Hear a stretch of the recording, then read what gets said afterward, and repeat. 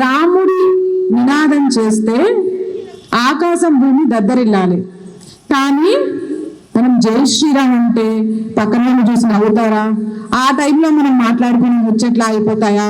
గొంతు నొప్పి వేస్తుందా? దప్పిక అవుతుందా అన్నట్టు జై శ్రీరాముని మీరు పరికే విధానమే ఈరోజు హిందువులను సంఘటితం చేయడం ఎందుకు అవసరం అనేది క్లియర్ గా చూపిస్తోంది. ఫస్ట్ ఆఫ్ ఆల్ మనందరం ఈ విషయంలో ఎవరికి రుణపడి ఉన్నామంటే రాష్ట్రీయ స్వయం సేవక్ సంఘ్కి 100 సంవత్సరాలు పూర్తి చేసుకున్న సందర్భంగా మేము అది సాధించాం, మేము ఇది సాధించాం, మా గొప్ప ఇది అని చెప్పుకోవడం ఆపేసి ఇంకా సాధించాల్సింది చాలా ఉంది. ఆ సాధించడానికి ఏం చేయాలి?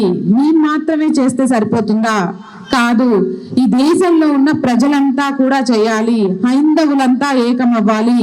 హిందువులు ఏకతాటిపై ఉంటే ఈ దేశమే కాదు ప్రపంచం కూడా సుభిక్షంగా ఉంటుందని నమ్మి ఇన్ని సంవత్సరాల చరిత్రలో మొట్టమొదటిసారి హిందువులందరినీ కులాలకు అతీతంగా ఒక ప్రాంగణంలో కూర్చోబెట్టగలిగిన రాష్ట్రీయ స్వయం సేవక్ సంఘ్కి ఒక్కసారి గట్టిగా చప్పట్లు కొడదాం.